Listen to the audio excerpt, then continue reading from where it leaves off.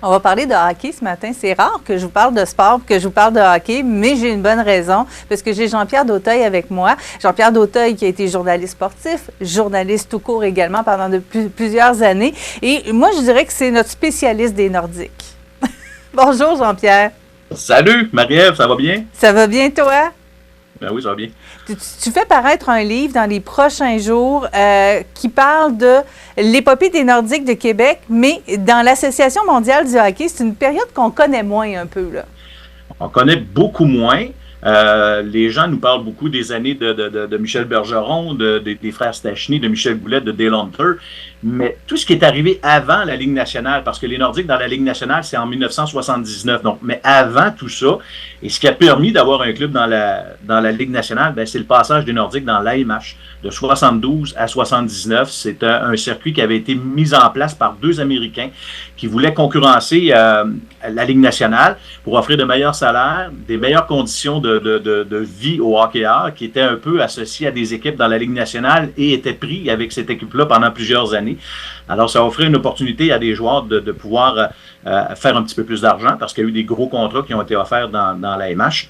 Et donc, c'est cette partie-là qui nous a intéressés, moins connue, mais qui a été essentielle à ce que finalement les gens du Québec et de la ville de Québec puissent vivre du hockey de la Ligue nationale là, dès 79. Donc, le titre, c'est Là où tout a commencé. Qu'est-ce qu'on va retrouver dans ton livre, justement? Ben, justement, on revient au départ, parce qu'en 1971, il y a 6 hommes d'affaires, notamment Marius Fortier, il y avait John Dakers, il y avait Jean-Marc Bruno, Jean-Claude Mathieu, Léopold Beausoleil, John Dakers. Alors, ces 6 gars-là ont quitté les remparts de Québec, donc qui venaient de gagner la Coupe Memorial en 71 avec Guy Lafleur, et ces gens-là ont décidé de vendre leur action des remparts, donc, et de récupérer leur billet, 60 000 $, et ils se sont dit, on va investir ça dans un club de hockey professionnel, ramener ça au Colisée de Québec. Alors, ils ont travaillé avec des gens qui avaient décidé de créer ce nouveau circuit-là, l'AMH. Ça a été long, ça a été difficile. Ils se sont fait avoir un peu parce qu'ils ont payé beaucoup plus cher la franchise que les autres propriétaires des autres équipes de l'AMH. Alors, au départ, c'était 25 000 $ la franchise, imaginez-vous, en 1971, avant le lancement de la saison, c'était minime. Et les gens de Québec ont payé 215 000 $ pour le même bout de papier que d'autres formations. Ils se sont fait ridiculiser à Québec. Et, il y a des gens qui ne voulaient pas investir. Ils ont travaillé très fort. Marius Fortier, qui tous les jours travaillait pour aller chercher des investisseurs.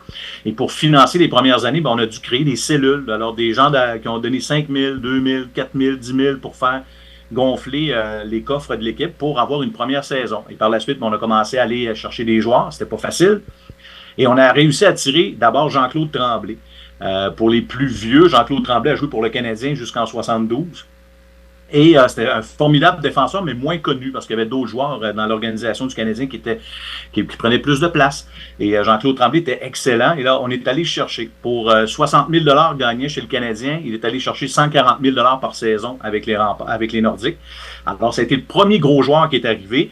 Et ensuite, on est allé chercher Maurice Richard comme entraîneur pour débuter cette aventure dans la MH. Et ça n'a pas été long. Maurice Richard, ça a été 2 matchs.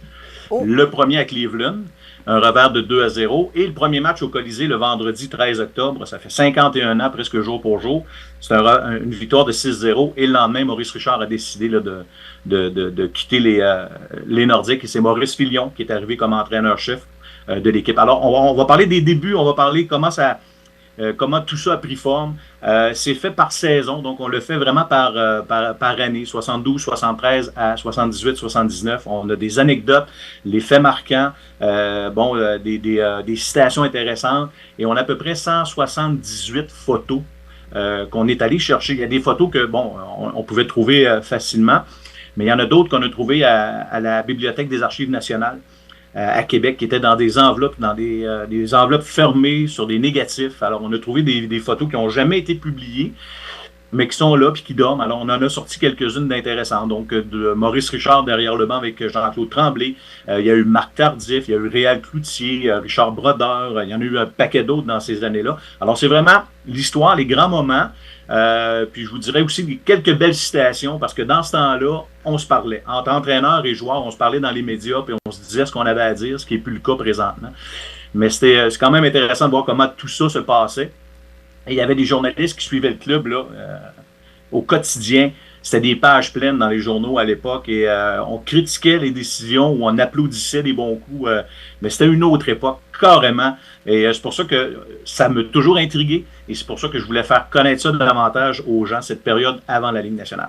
Jean-Pierre, tu n'as pas travaillé tout seul. Tu étais avec Jean-Philippe Otis sur ce projet-là. Oui. Vous avez travaillé combien de temps pour le mettre sur pied?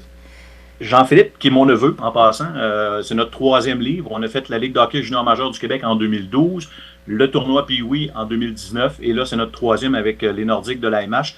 Jean-Philippe et moi, on a commencé au mois d'août l'année passée, à peu près début août l'année passée, à aller chercher un peu d'infos, voir un peu où on pourrait trouver des photos et de l'information. Alors, je dirais du début août jusqu'à... Ça a pris un an. On a commencé l'impression vers la fin août cette année. On a travaillé avec Philippe Brousseau, qui était l'infographiste du groupe Numérix à Québec, et c'est le groupe Numérix également qui a fait l'impression. Sylvain Bouchard, qui est le patron de Numérix, qui a fait un travail extraordinaire avec nous, nous a fait confiance. Et on le finance au complet. C'est-à-dire qu'on n'a pas d'éditeur, on n'a pas de distributeur, on le fait de A à Z, les droits photos, tout ce qui est de la recherche, l'impression, l'infographie, la mise en marché. Et pour la mise en marché, c'est ma fille qui est embarquée là-dedans aussi avec sa plateforme de vente à billyclothing.com.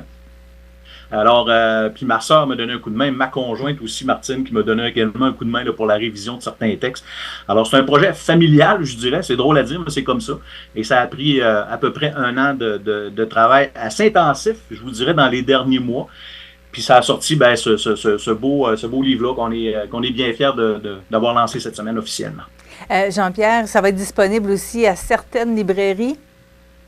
Oui, donc je disais billyclothing.com pour les gens qui veulent l'acheter en ligne maintenant.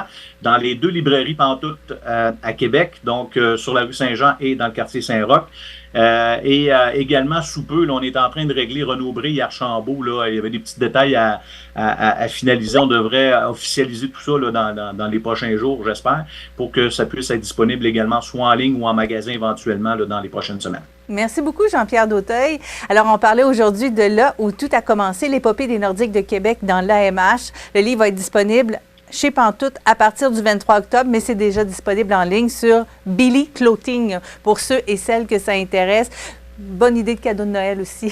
À la prochaine, Jean-Pierre. Merci encore une fois. Merci. Merci. Bonne journée.